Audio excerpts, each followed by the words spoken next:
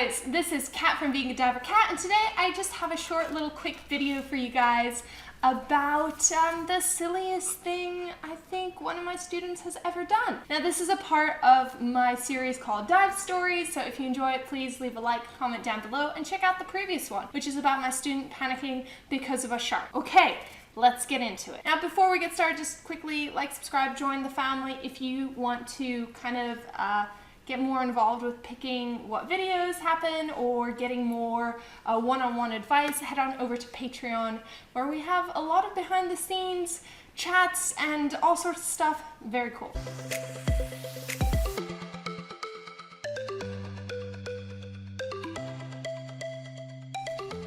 The reason I'm sharing this story is because as a scuba diving instructor of 8 years, there are many silly things I've seen my students do. There's silly things that my students have done because of the way I taught them. So I believe that sharing these stories is my best chance to help you, whether you are a student or a future instructor, to make sure you avoid any of the silliness. And little Sophie's here to come say hello. In this case, I was teaching one of my first advanced open diver courses, and the conditions were not fantastic. I had a group of 6 students, and as we descended, it was about 3 to 5 meters visibility. So it wasn't good visibility at all. Now this made me a little bit nervous because I didn't want to lose any of my students, but they were already certified, so I did have a little bit more faith in them than if they were open water students. Now the particular skill that we were doing is our compass navigation.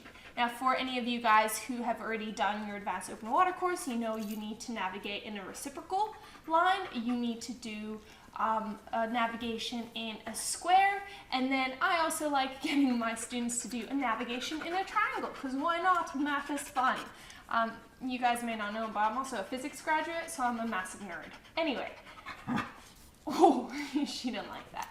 So, and when I got my students to actually go down, I was looking around and I was pretty nervous. I was like, hey, the visibility is not good. I don't want to lose any of my students, and if I get them to navigate in a reciprocal line and don't swim with them the whole time and stay with my group, which is how I briefed them that would happen, is I would give them instructions, they would swim away and come back.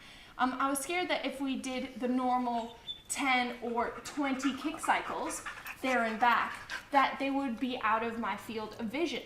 Ooh, before I forget, I also wanted to do a shout out to Leaf Shave, who is sponsoring this video. Thank you so much, Leaf Shave. These guys are a plastic-free alternative for a razor for men and for women. You can use it for years because you just switch out the blades. There is absolutely no plastic in it, so help yourself, help your wallet, and help the planet by investing into plastic-free shaving. Head on down below and check it out. Now before this, I had briefed them that we'd all go down together, and in their buddy teams, I would tell them to do 10 kick cycles and to swim back and forth at a direction that either I had written on my slate or I pointed out. I know, Sophie. So we got down there and I'm thinking, all right, so I don't want to send them off to do 20 kick cycles. I don't even want to send them off to do 10. So I go, okay, this will solve the problem. We'll do 7 kick cycles.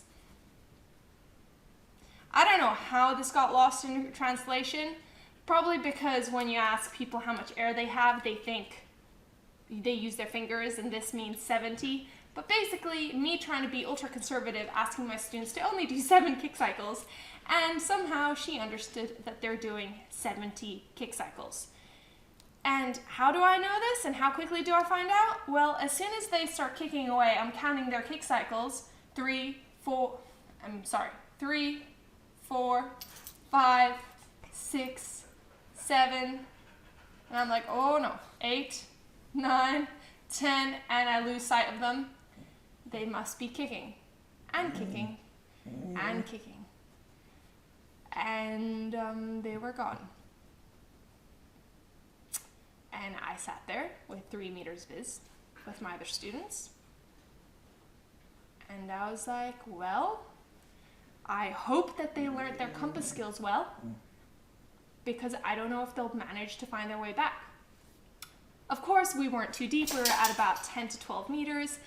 They could, of course, surface. They were certified divers, so they were in no real danger. But I didn't want them to surface up to the boat, because then the captain would know that I had lost them, and that's not a good look for me, for them, for anybody. I also don't want them to freak out. So yeah, internally I was freaking out a little bit. I was trying to stay chill, but in my heart of hearts, I was like, well, I've just lost my students, and that's it. That's the end of my dive career.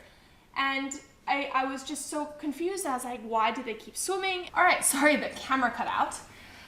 Anyway, so I saw them swimming away, and I was worried they'd never come back, and I was like, hopefully they remember their skill well enough, hopefully I've taught them well enough that they're able to come back, that they take into account the potential current. And I sat there for a little bit, was freaking out, and then I decided, what is the best thing I can do is make sure if they are off their mark, they can still find their way back to me. Now, I didn't know how long they were swimming away from. I don't know what their plan was. I had no idea what was happening. So we had been sitting by the anchor of the boat, which was kind of our like starting point. So I took one of my reels and I attached it to the anchor, and then I swam kind of in a 90-degree angle from where they had left, down current for about 20 to 30 meters, attached it to a rock there, and then swam back. And in that way, I figured if they hit anywhere along that line or the anchor, they'd be able to find their way back to the anchor, therefore back to the group. And then I waited.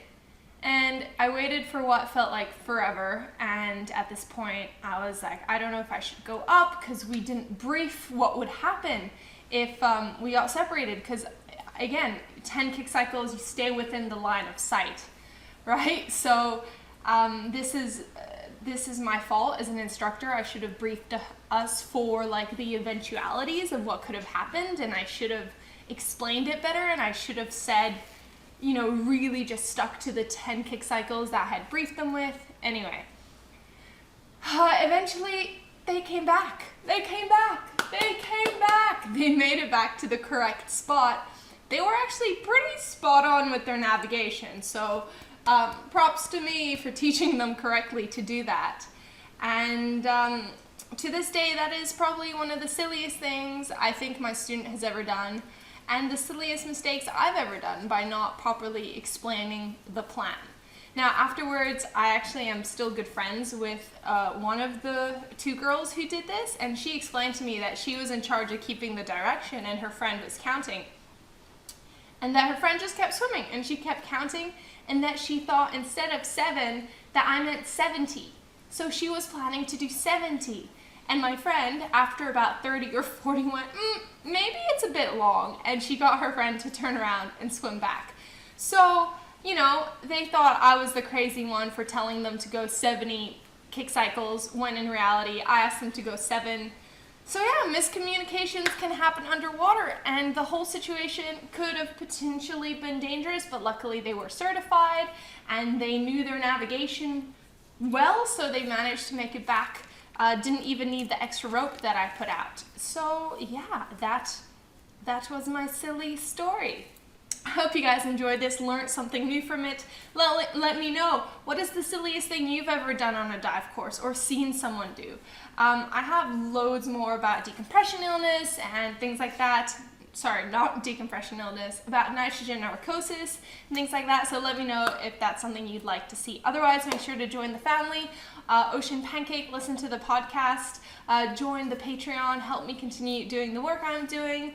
And yeah, thank you so much for being here with me today, and I'll see you guys next time. Bye.